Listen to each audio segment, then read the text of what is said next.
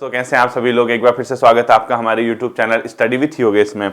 दिनांक 31 दिसंबर 2023 को आपका जिसका भी एग्जाम है स्नातक स्तरीय, उन सभी छात्रों को ढेर सारी शुभकामनाएं।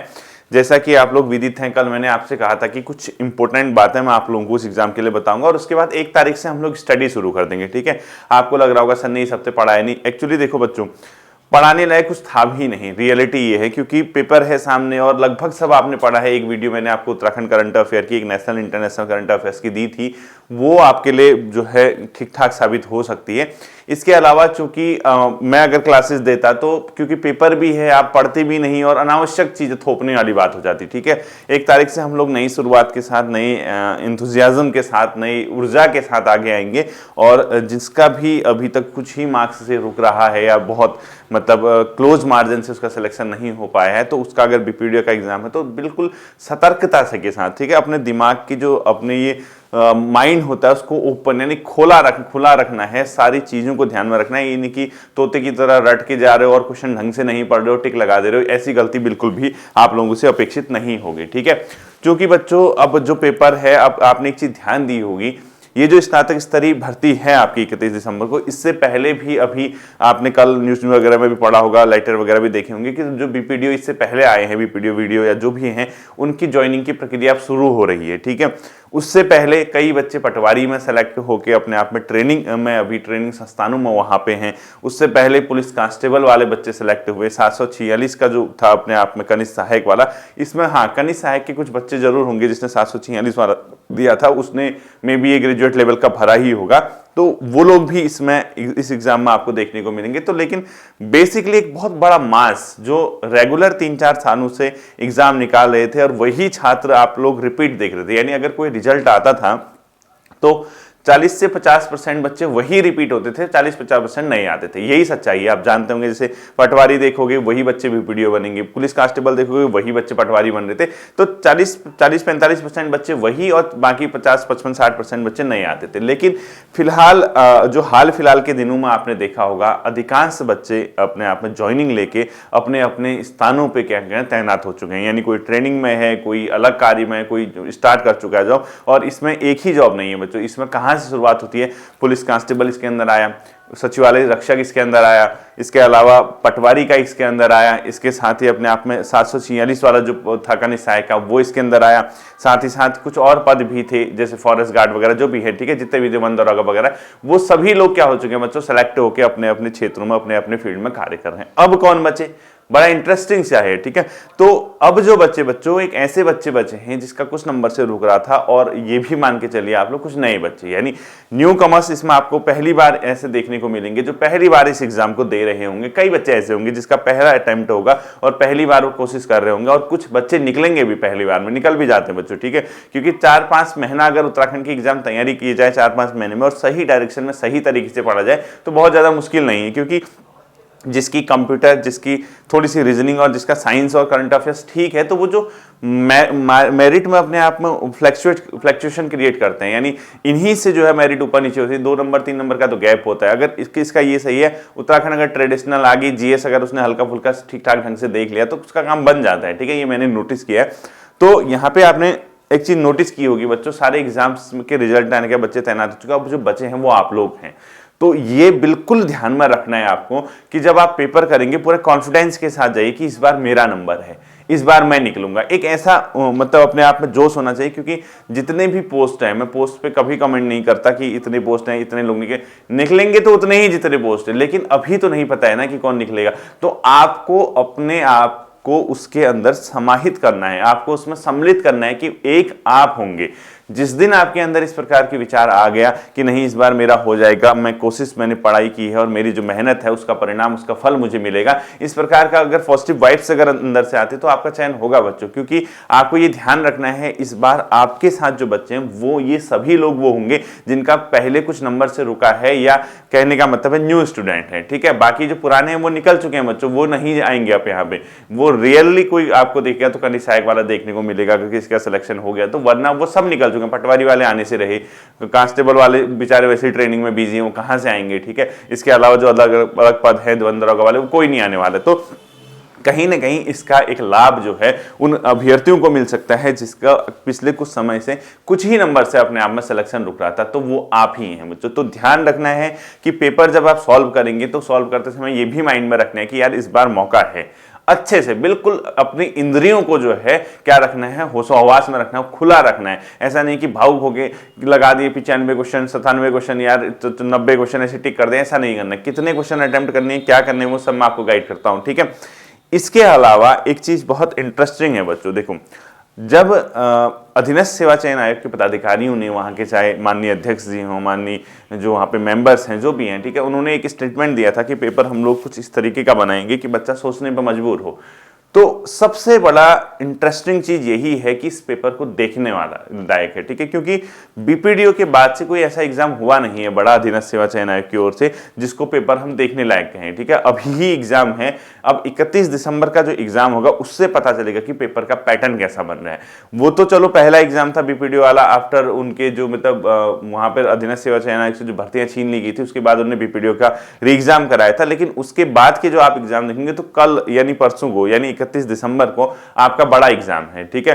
तो वहां पे बड़ा इंटरेस्टिंग होगा कि पेपर किस तरीके का बनता है। और ध्यान रहे पेपर कॉन्सेप्ट बेस्ड बनेगा अगर सपोज, या पेपर अपने आप में थोड़ा सा ऐसा बने कि वो बच्चा उसको ज्यादा छू सकता है कि जिसने तैयारी की है, जिसने थोड़ा गहन अध्ययन किया है, जो थोड़ा किताबों से इंटरेस्ट रखता है, सिर्फ तथ्यात्मक नहीं पढ़ता है। तो अगर इस तरीके का पेपर बनता है तो और भी इंटरेस्टिंग होगा, ठीक है, और कट ऑफ नीचे आ जाएगी आपकी, ठीक है। जैसे ये ध्यान रखना और हमेशा याद रखना बच्चों, अगर कूट वाले क्वेश्चन आते हैं कि 1 कथन सही है, 1 2 सही है, 2 3 सही है, ऐसे क्वेश्चन से घबराना मत। वो इस लेवल का भी कूट नहीं बनाएंगे कि आपको 4 के 4 जो अपने आप में ऑप्शन दी है उसका अध्ययन करना पड़े, क्योंकि आपको एक भी पता होगा तो वो ऑप्शन में वही देखने को मिलेगा। आपने बीपीडीओ में नोट किया होगा, जैसे कई लोगों ने कहा रे बड़ा स्टैंडर्ड पेपर बना दिया, ऐसा वैसा बना दिया, कूट वाले क्वेश्चन दे दिए।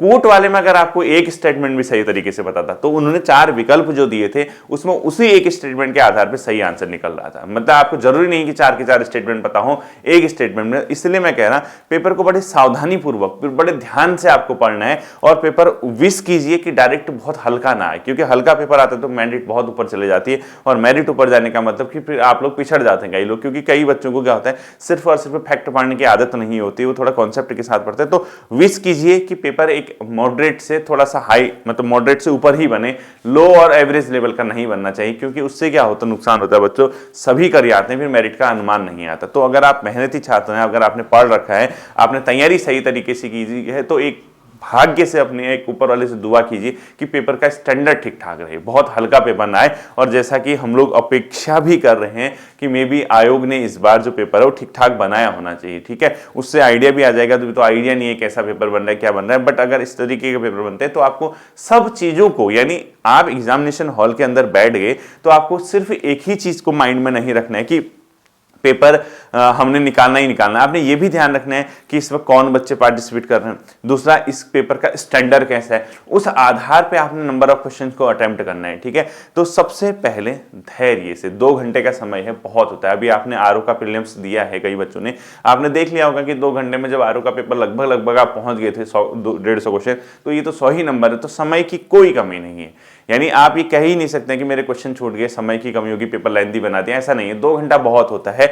जो क्वेश्चन आ रहे हैं उसको सबसे पहले अटेम्प्ट करते रहिए, ठीक है। ऐसा नहीं करना है कि आप क्वेश्चन नंबर 1 से पहले 100 तक पढ़ लें, क्वेश्चन नंबर 1 से 100 तक पढ़ लें, उसके बाद आप गोले लगा दें, ऐसा नहीं करना है। जैसे आप क्वेश्चन नंबर 1 पढ़ा, समय भी देखने, जो क्वेश्चन आते रहते हैं गोले लगाते रहिए। और जो जिसमें भी बिल्कुल भी डाउट है, यानी डाउट वाले क्वेश्चन जो भी हैं उसको सबसे अंतिम समय में आपको करना है, ठीक है।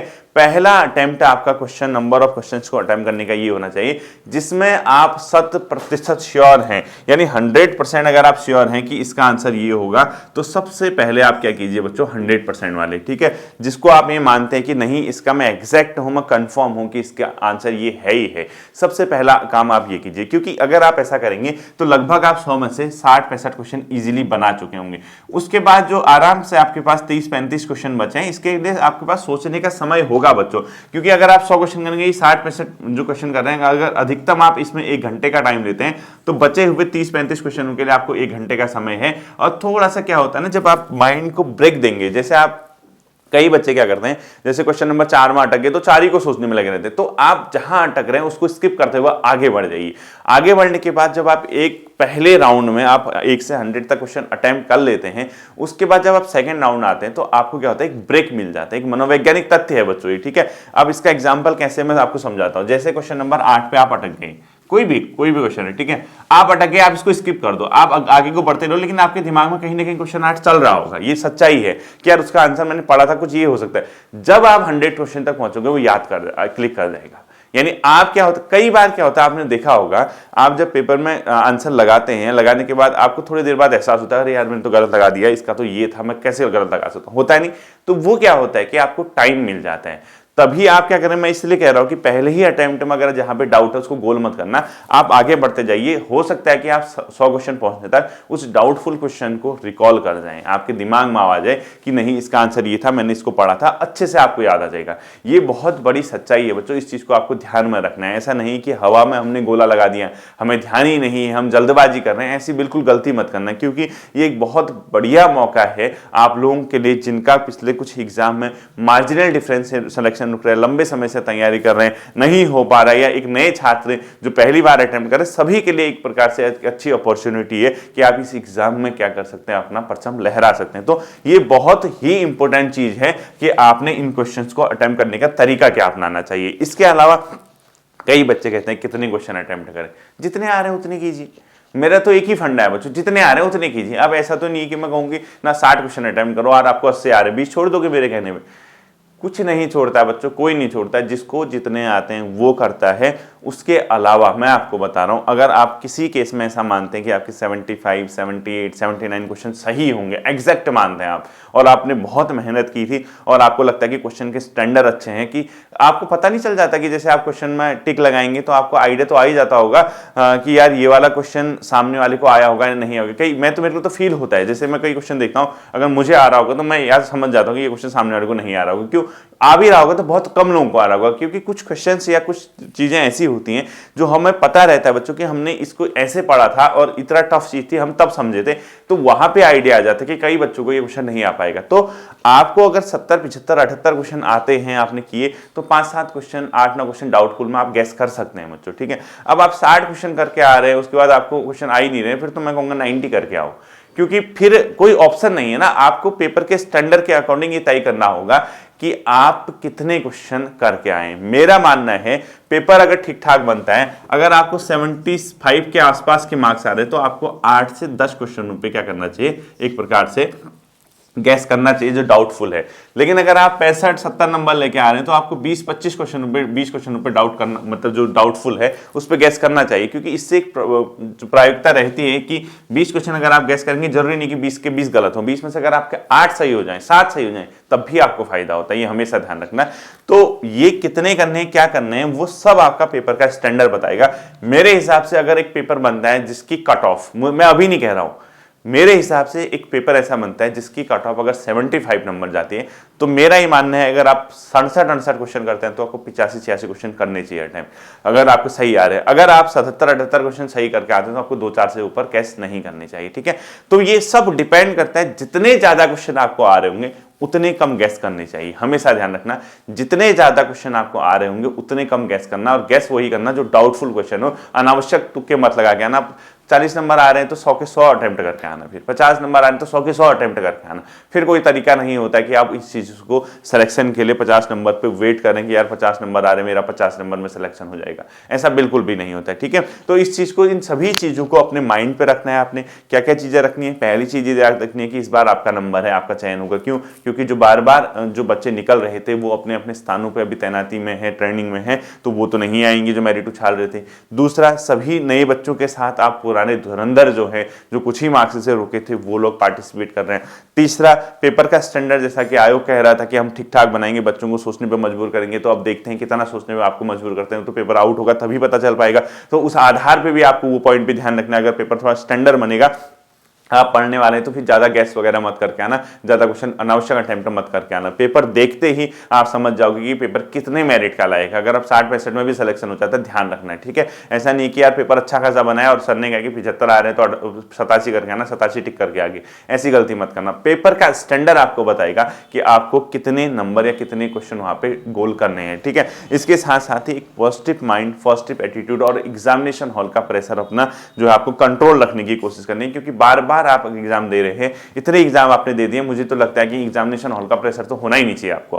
पहली बार जो एग्जाम देता है उसको तो एग्जामिनेशन हॉल का प्रेशर होता है, आपको काय का प्रेशर हो रहा है। आप 15-20 एग्जाम तो दे ही चुके होंगे कम से कम अपनी जिंदगी में, इतने एग्जाम अगर दे चुके हैं, उनसे कह रहा हूं जो लंबे समय से दे रहे फिर भी कुछ नंबर से रुक जाना, तो ऐसे बच्चों को तो बिल्कुल प्रेशर नहीं लेना, आराम से जाइए, चिल करते हुए जाइए और इस बार सोचिए कि आपका चयन हो जाएगा। इस तरीके का एक एटीट्यूड लेके एग्जामिनेशन हॉल पे जाना है। बाकी नंबर ऑफ क्वेश्चन कैसे किस तरीके से करने हैं, स्टार्ट कहां से करना है, कैसे करना है, मैंने आपको सब बता दिया। 1 से 100 तक आप करते जाइए, जहां पे आप अटक रहे हैं, जिस क्वेश्चन पे भी आपको लगता है कि यार ये क्वेश्चन अटका, मतलब मुझसे अटक रहा है, मैं इसको जो है स्किप कर दूं, तो ये ज्यादा बेटर होगा। आगे बढ़ते रहिए, क्योंकि आपको ब्रेक मिलेगा, आपको समय मिलेगा, जैसे आपको समय मिलेगा तो आप उस क्वेश्चन को मे भी रिकॉल कर जाए और 1-2 नंबर से आपका भाग्य जो है चमक जाए। इस सभी बातों को आपको क्या रखना है, ध्यान में रखना है, ठीक है। आप सभी छात्रों को ढेर सारी शुभकामनाएं। आप अच्छे से एग्जाम दीजिए, सही तरीके से एग्जाम दीजिए। मुझे लगता है कि कल से आप लोग अपने अपने सेंटरों को निकलने लग जाएंगे। जिसका अपने गृह जनपद में अपने घर के आवास से वो परसों ही सेंटर पर निकलेगा संडे के दिन। तो सभी छात्रों को, जितने भी छात्र एग्जाम देने वाले हैं, उन सभी छात्रों को ढेर सारी शुभकामनाएं। हम संडे को पेपर के एनालिसिस के साथ आएंगे और मंडे से हम फिर एक नई तैयारी के साथ, नई शुरुआत के साथ काम करेंगे। आप सभी छात्र आराम से एग्जाम दीजिए। ढेर सारी शुभकामनाएं। Thank you.